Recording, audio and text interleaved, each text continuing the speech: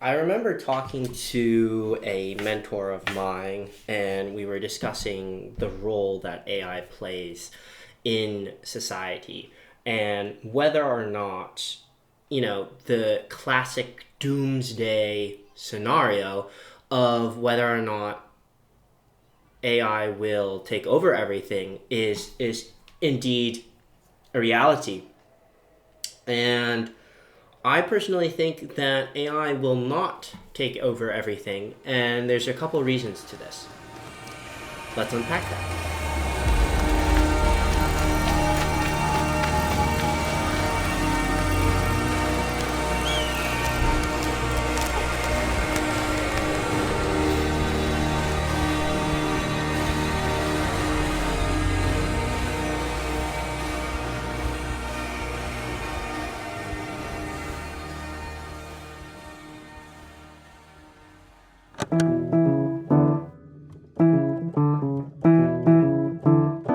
So, the first thing is that humans, I believe, crave, the ability to put their minds to work.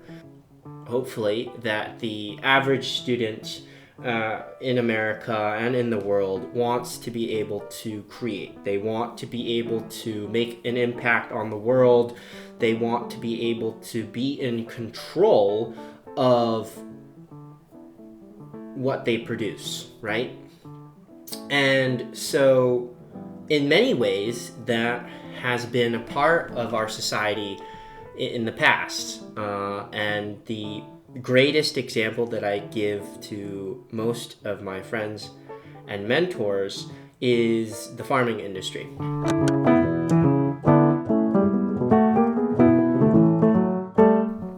So, I'm not sure if historians and anthropologists believe that farming was the dawn of civilization, but for the sake of this video, let's say that it was. Ever since farming became domesticated and people were more sedentary and people were developing tools to increase their crop yield and so on and so forth, as you progress through the centuries, there have always been new technology, right? The plow, the scythe, the fertilizer, then go to modern day like aquaponics and vertical farming and automated tractors like they're doing at Blue River Technologies. And all of these things, yes, every time that a new tool, a new technology has been invented, we have seen less and less need for human-driven farming. However, you now have maybe a group of 20 to 50 farmers working, maybe 100 acres. Let's just say 25 farmers working 100 acres.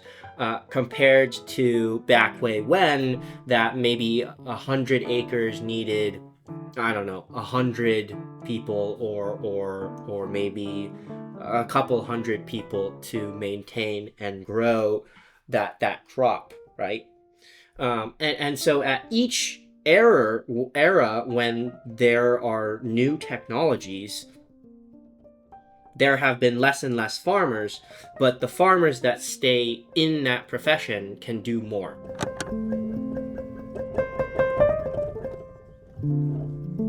They can produce more crop, they can produce better crop, that crop can withstand, new environments that it did not withstand before, and you can be more efficient with weeds and so on and so forth. And so how this relates back to AI is that, we as a society have always built new technologies, and those new technologies haven't, fully replaced a specialized person who really takes the field to the next level. And with AI, I believe that we have the possibility to see, a major shift.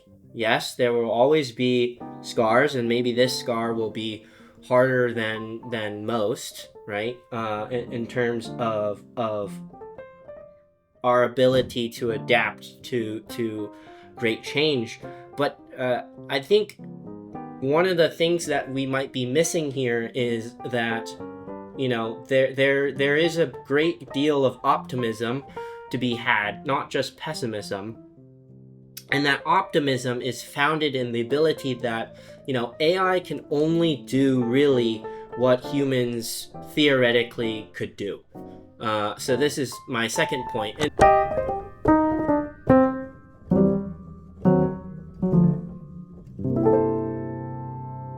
In that, if you had a doctor, for example, a doctor only knows so much about whatever it is he's specialized in, or maybe he's a pediatric doctor and only knows so much, right? A young doctor will know less than a very mature, older, wiser doctor, right? But now with AI systems, you can pull in the geologist, you can pull in the biologist, microbiology, chemistry, your optometrist, right? All of these different disciplines, not even necessarily part of the medical field, and look at a problem from the whole corpora of human knowledge.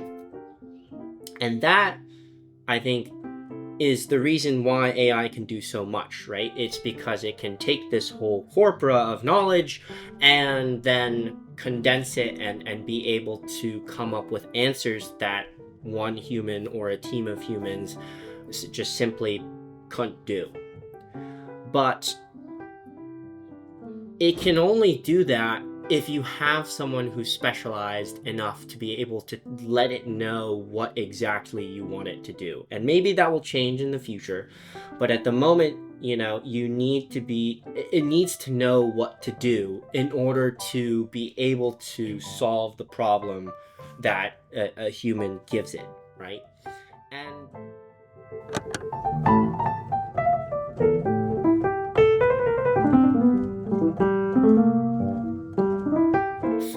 in many different fields, and especially creative fields, we've seen that AI, there is something about AI which it simply can't replace, art making and film making and writing, in a sense that human aspect is inherently lost if you have AI winning large art competitions, for example.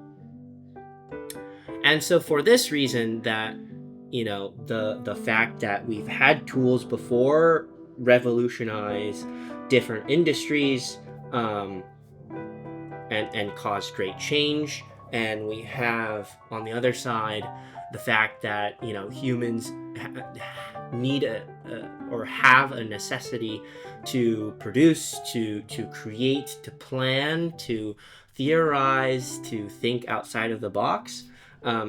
That AI is simply a tool to be able to get to that stage of the working process where you're theorizing, you're planning, you're thinking about the larger picture at a much faster rate.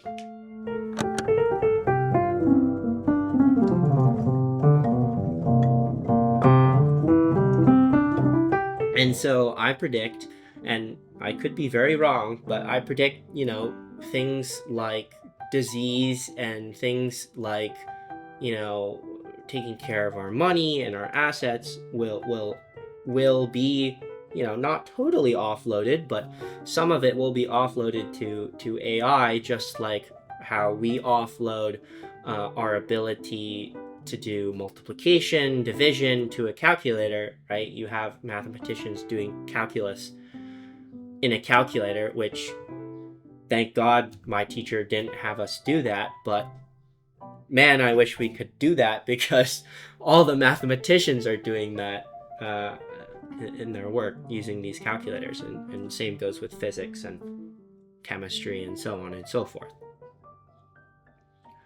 So yeah, I think that's what I wanted to talk this week about, and that there's just so much to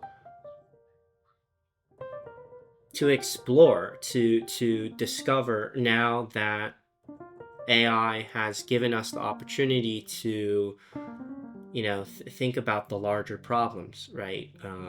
Saving our Earth,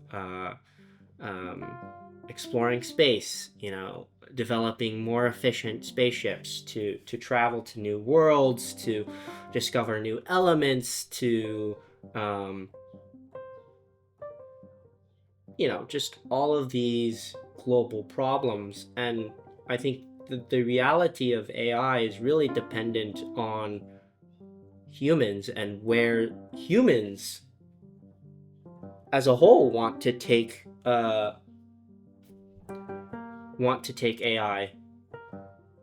And I think that's I'm hopeful. I'm optimistic in that regard, in that we have time to adapt.